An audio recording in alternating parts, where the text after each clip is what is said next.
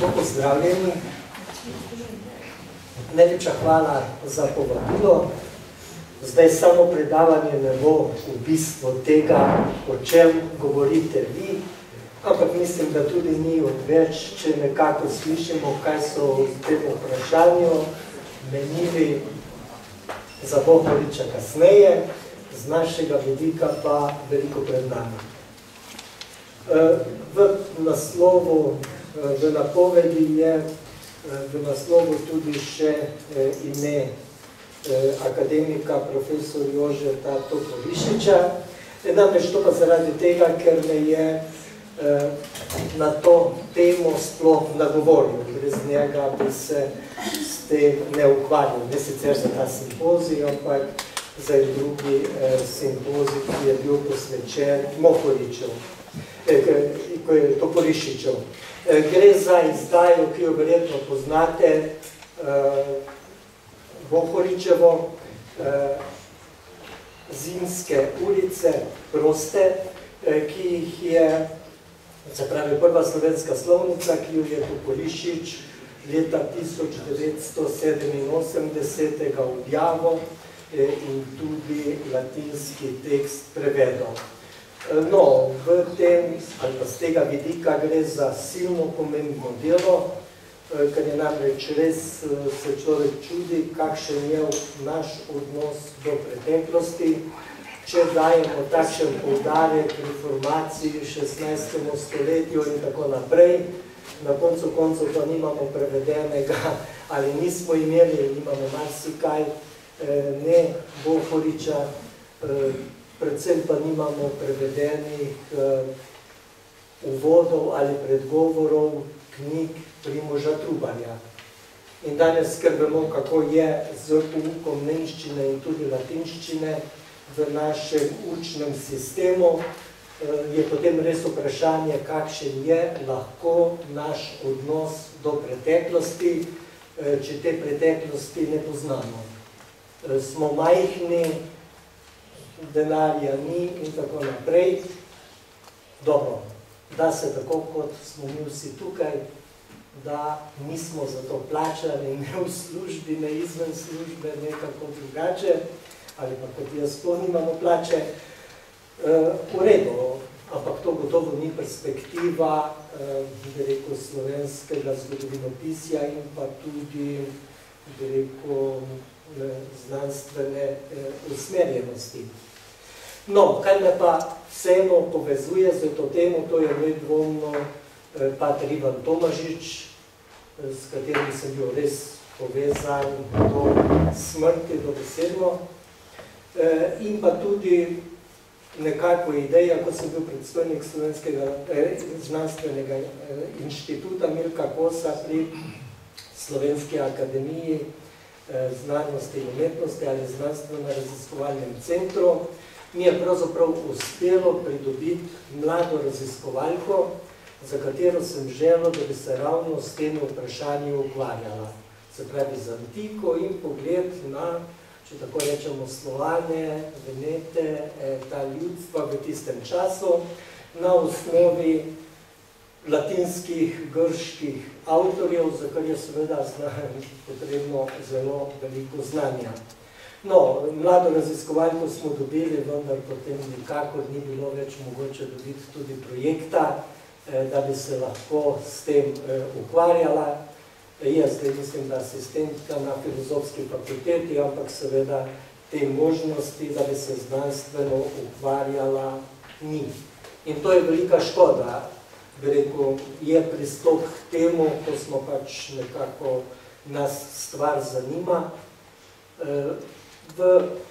Kot bomo videli nasprotju s Hrvati, pa pravzaprav nimamo človeka, ki bi se res bil zmožen s tem ukvarjati, ker brez odličnega znanja latinščine in grščine in bi rekel vseh drugih evropskih jezikov, da se lahko s tem ukvarjaš, daleč ne prideš. No, ampak kljub pohvali, ki sem jo izrekel, ja, Toporišiču in njegovo delo zelo cenim, me je pravzaprav zbodla njegov zapis Bohoričevega presojanja ali pisanja da ga je rodovni slovanski zanos vodil stran od objektivnosti, ko je govoril o slovenskem svaškem sorodstvu, Hemeti, Venedi, Vandali, Vendi, Veneti. Ali ko je govoril o slovanskem elementu pred Trojo, ali za časa Aleksandra Velikega, ali, kot piše, preuveličano, o vlogi slovanščine v turški državi. Naj poudarim, da pomeni Toporišičevo delo velik uspeh. Zanimiv je tudi zapis ob izidu knjige, da pravzaprav nobena od največjih založb, Cankarjeva mladinska knjiga, ni bila pripravljena tega izdati, da je končno izdala založba Obzorja v Mariboru. Nekoliko pikro naj pripomnim, da je pozabil izpustiti Slovensko akademijo znanosti in umetnosti, ki bi bila verjetno najbolj poklicana, ampak tako kot je bilo v primeru Slovenskega znanstvenega inštituta, so izjavili, da če bi ga oni podprli, bi lahko trpele apanaže akademikov.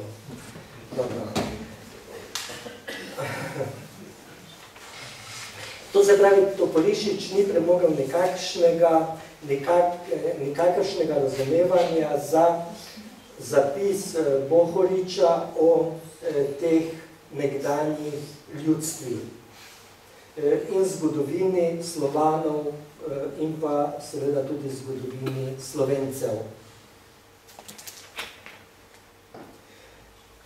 Bohorič je sestavil slovnico za Slovence, čeprav kot bomo videli, tega imena ne uporablja, prvič zaradi tega, ker jo piše v latinščini.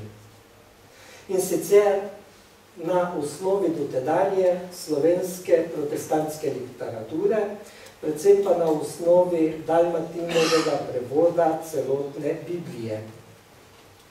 To je za Bohoriča velik dosežek, kot piše. Razodela se je torej v tej poslednji ulici sveta tudi našim ljudem prevelika in nedopovedljiva milost Božja. Zasijal je tisti veseli dan, ko morajo tudi krajnci in Slovenci, slavis, videti in slišati Boga samega, patriarhe, preroke, apostole in evangeliste, kako v krajnskem jeziku govore. Pomen slovenskega prostora, jezika, je Bohorič pospremil še s poudarkom, da so Slovenci del Slovanov, ki so zelo razširjeni in imajo slavno preteklost. Piše, pod imenom Slovanov, jaz ne razumem nemara kakega v zakotnem kraju skritega, v določenih, in to je le oskih mejah zaprtega ljudstva. S tem imenom označujem vse pokrajine in ljudi, ki ali slovensko govore, ali se jim očitno vidi, da jih zaradi pretežno ujemajočega se besedišča veže bodi si nekako svaštvo, bodi si krvno sorodstvo s slovanskim jezikom.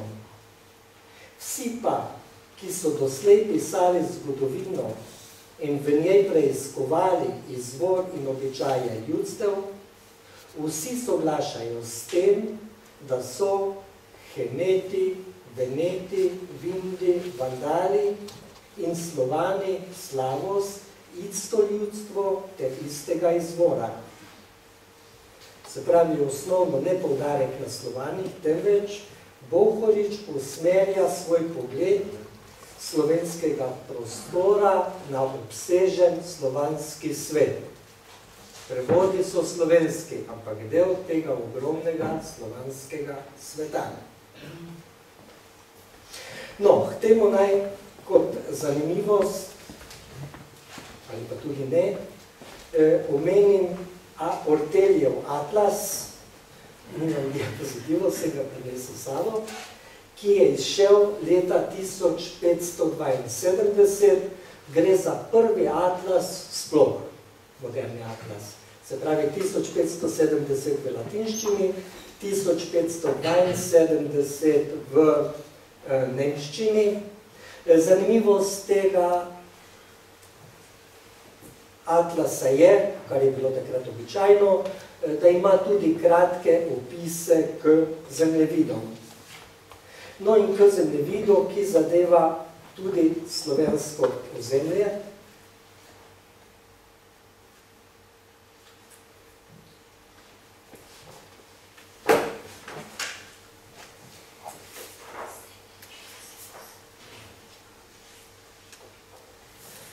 Če vam ni težko, si lahko pogledate. Seveda to z današnjega vidika ni, ampak gre za zanimivost o opisu k temu zemljevidu. Prvič, beseda, ki je tukaj za Slovence, nemška beseda, je vindiš. Vendar vindiš pomeni tudi slovansko. Se nanaša na vse Slovane.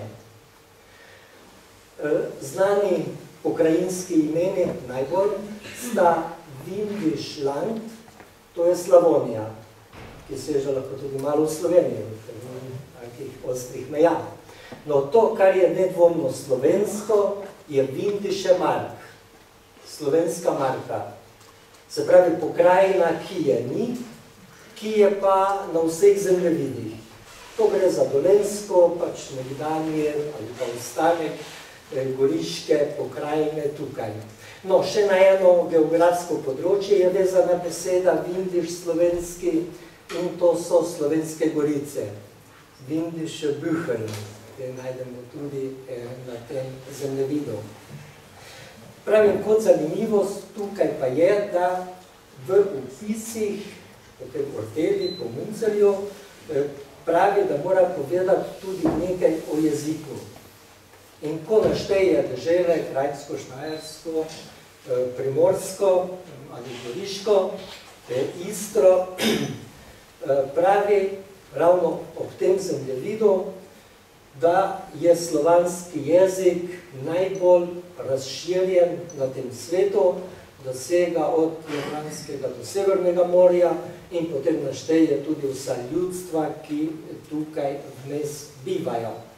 No, v glavnem se s tem naštevanjem strinjajo tako Trubar, predvsem pa tudi Bohorič. Je pa zanimiva opaska Rišiča in sicer, da izpušča Slovake. Slovakov ne našteva. Gre pa samo za to, da jih tudi Orteli ne našteva. Ne? Se pravi, Bohorič je bil popolnoma v tistem znanstvenem krogu, kaj se je takrat dogajalo, in to, kar ni napisano v Orteliju, tega tudi sam ni napisal.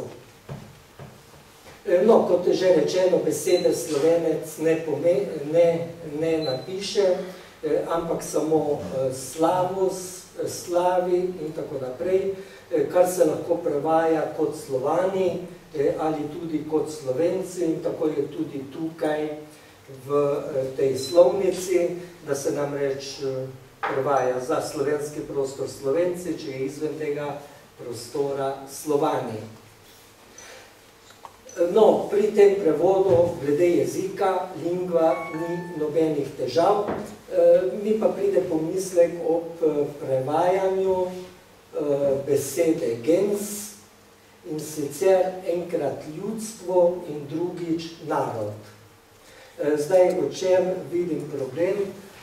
Predvsem tem, da gre za prenašanje gledanja naroda iz 19. stoletja do 16. stoletje.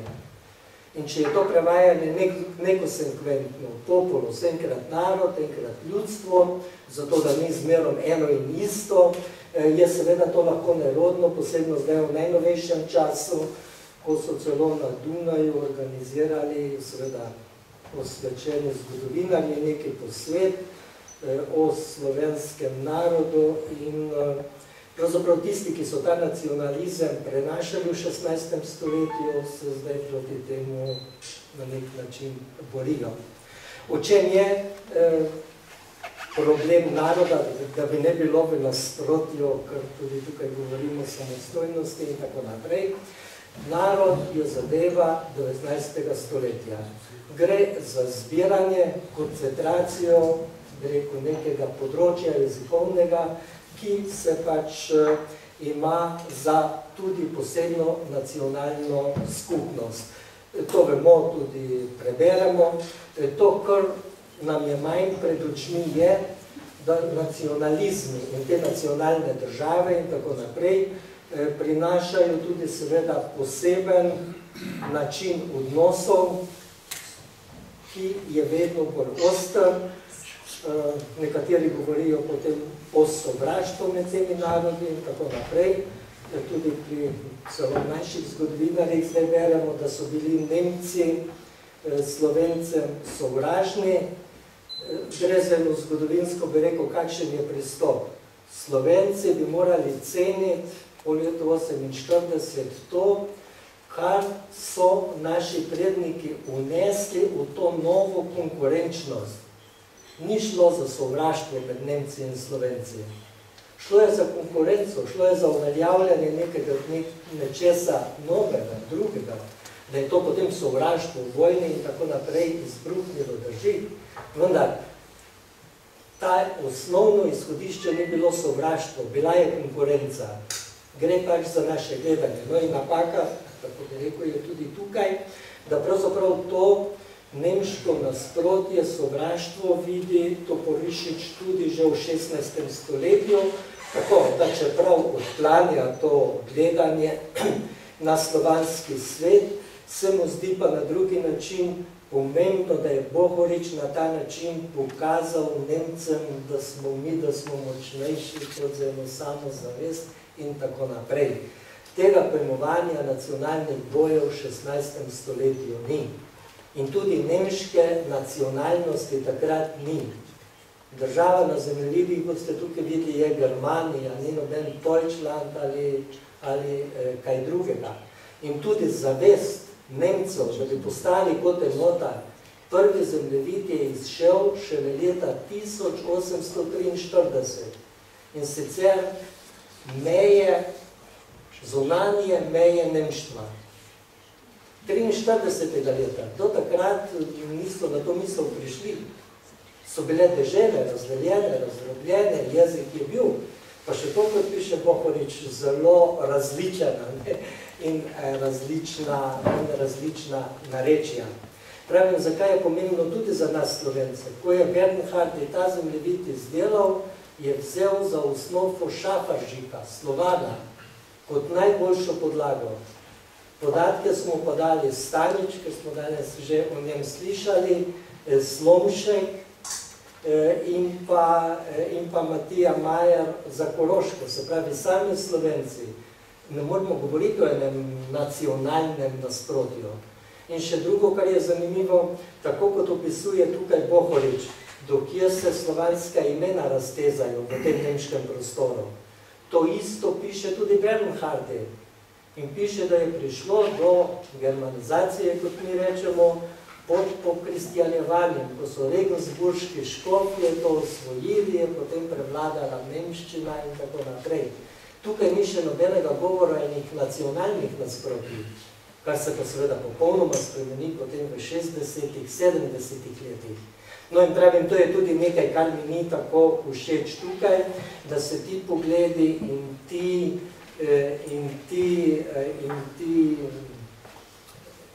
bi rekel, zgodovinska dejstva nekako prenašajo v preteklost, ko te še ni. No, drugo, kar je, tako kot je zemljevid in kot je tudi Bohorič, s čimer je popolnoma v skladu, da so pravzaprav tudi Ortelijo v tem atlasu poudari, da so Slovani najbolj razširjena jezikovna enota. No, kot zanimivost je, se pravi, o jeziku govori samo o zemljevidu, ko so Slovenci, in potem omeni še v poljskem jeziku, sicer ni čisto tako prav, da tudi Litvanci govorijo v English Sprach. Ampak citira, ne zdaj samo za jezik, kot za ta zemljevid, Žigo Herbersteina. Se pravi, da je še en naš humanist, znanstvenik nekako dobil zelo odlično mesto. Zdaj, to, kar sem mislil, da bi še nekako poudaril, gre za čas humanizma. Bohorič je humanistični pisatelj, zato piše slovnico v latinščini. Tako kot tudi Melanchthon piše nemško slovnico v latinščini, ne v nemščini. Ampak gre za eno znanstveno raven in znanstven pristop. Pravim, tudi tako je treba to jemati. Humanizem se pač v našem, veliko vsaj novejšem času, tolmači tako ali drugače, največkrat pa ima malo skupnega s tistim, kar je takrat humanizem bil. No in tukaj gre, mislim, tudi za to nerazumevanje pri Toporišiču. Bohorič je pisal, kot sem rekel, kot humanist. In uporablja takratno literaturo, s tem se ga ne citira, to še potem vidiš, da je lahko tudi kaj drugega zraven. Citira pa latinske avtorje. In kaj to pomeni? Humanizem, glavna avtoriteta je antika, so latinski avtorji. In citiranje teh avtorjev daje tudi seveda glavno podlago za pravilnost tega. Še ena stvar potem, ki se mi je predtem nekako prišla na misel, namreč nas učili niso v šoli, na fakulteti tudi ne, in tudi sam sem veliko prepozno prebral Murkovo razpravo o protestantizmu in protireformaciji v teh južnih deželah. In tam on citira Vinka Pribojeviča, in sicer je dominikanec iz otoka Hvara, ki je imel leta 1525 pridigo o Slovanih, in je to išlo v knjižici leta 1530, potem 1590 v italijanskem prevodu, potem po 1600 je še en italijanski avtor napisal novo knjigo, vendar ponovil to, kar je napisal Pribojevič. Zanimivost je v tem, ker je tudi vprašanje, saj na Hrvaškem uvajanje reformacije, to je, mora biti povsod. No, on tam piše, da so ostali vedno zvesti katoliški veri, namreč vidiš, da je prostor, kjer za to severno reformacijo ni moglo biti razumevanja, ker so bili pogledi drugačni. No in sem potem malo primerjal izraze o domovini, o Slovencih in tako naprej pri Primožu Trubarju in tudi drugih slovenskih avtorjih, predvsem pri Dalmatinu. To tako ali tako dobro poznate iz zgodovine. Pribojevič, Slovani, najmogočnejši, najstarejši, izhajajo iz Jafetovega rodu, Rafe je vnuk od Noeta, potem borili so se že tam, ja, proti Troji, od tam pridejo v te naše kraje, Slovani naselijo vse in potem proti Italijanom. Ni res, da je Istra italijanska, Istra je slovanska. Ni res, da je Hieronim Italijan, Hieronim je Slovan, doma je Istridona in tako naprej. Živijo v okolici Trsta, Gorice, vse to je slovansko. Predvsem so pa slavni še danes najboljši vojaki Benečanov, Janičari, grozno, ampak najboljši vojaki so Slovani. In potem to, kar je pa, bi rekel, nekako njegov zaključek, njegova domovina Dalmacija, kjer našteje te moderne, takrat za hrvaške pisatelje, Luciča in tako naprej. Se pravi, Slovani z eno odlično kulturo. Zdaj, kako je on to pisal, knjigo so izdali že leta 1951 Hrvatije z odličnim res študijskim aparatom. No, ampak seveda je zdaj zanimivo, on ogromno citira teh avtorjev. Mi danes več teh citatov ne najdemo, pa ni, da bi si jih izmišljeval. Turki so leta 1570 samostan požgali in ne vemo, recimo, kakšne rokopise so imeli v tej knjižnici. Tako da ni vse gledati tako, češ so si izmišljevali ali kakorkoli. Problem je, ker nimamo, viri niso bili natisneni in ni dveh izvodov. Če je tam zgorelo, tega ni več. No, potem se pa primerjamo še protestante. In kaj je pa tukaj? Ja, tukaj pa ubogi Slovenci, ubogi Hrvatije, dobro, to, da trpijo od Turki, ampak nevedni in tako naprej. In najbolj slavno pismo, ki ga pa tudi vsi poznamo, Trubarjevo, ko prosi za učitelja in sicer, ko piše o kalamitas ali o zaostalosti in tako našega ljudstva, kar se seveda to v naši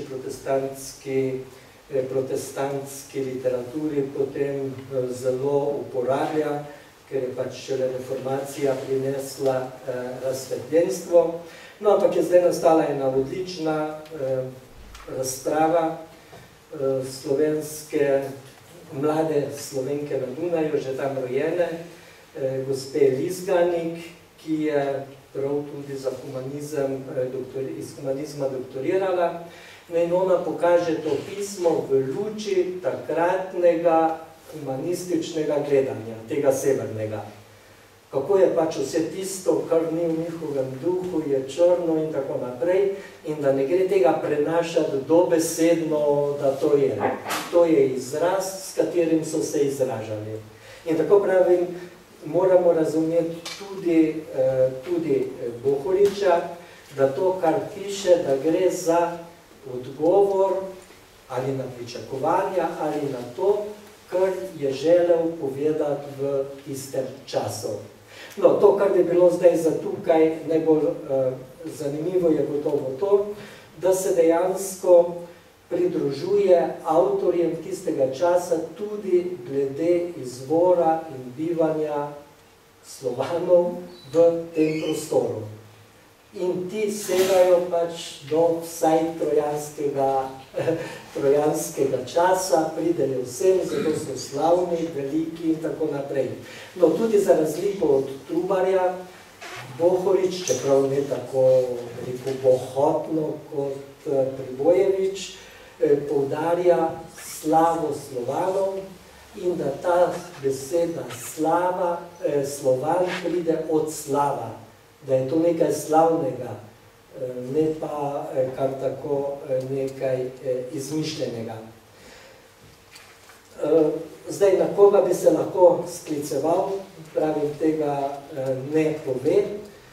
Vsekakor pa sem opazil, da se zelo ujema z Žigo Herbersteinom, ki v svojih moskovskih zapiskih, prav tako kot Pribojevič, poudarja, da izhajajo Slovani iz Jafetovega rodu in so med najstarejšimi sploh ljudstvi tukaj v Evropi.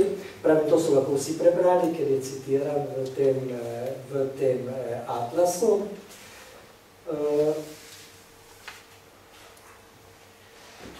Bohorič ga tudi še posebej v uvodu priporoča mladini, da naj to bere, ker gre za slavnega moža. No, čisto tako na koncu mi je prišla pa v roke, lahko bi mi prej, pa je nisem vzel, in sicer knjiga od Karla Plemenitega Črnika, verjetno jo poznate, jaz jo pač nisem, in sicer je leta 1885 izdal knjigo Alten Völker Ober Italiens. Črnik zapiše, da so Heneti in Veneti isto ljudstvo, recimo tega še Bohorič ni veroval. da so isto ljudstvo in da sta pač prvi dve črki se nekako skladata s temi preoblikovanji iz grščine v latinščino. Povezuje jih z omembo pri Homerju. Na to pa jih, kot piše naprej, omenja Herodot in tako naprej. In da so jih imeli za ilirsko pleme. In to Primožič dokaže, da so Iliri Slovani. No, za njega so slavni tudi zaradi tega, ker jih je pripeljal Atenor. Atenor je pa ustanovitelj Padove. Padova je glavna univerza, se pravi Slovenci smo tisti, ki smo nekako to omogočili ali ustvarili. No, je pa zanimiva tudi Črnikova ugotovitev, ki se sicer, bi rekel, nakloni k temu, da so Itali ali kakorkoli, ali povezani z Italijani, ne so Slovani, vendar kljub temu pravi, da ni nekako enotnega mnenja o njihovi Volksverwandtschaft. Tako da na nek način tudi to dopušča. Mogoče še malenkost, ki je pri Bohoriču in služi tej pomembnosti slovenskega jezika.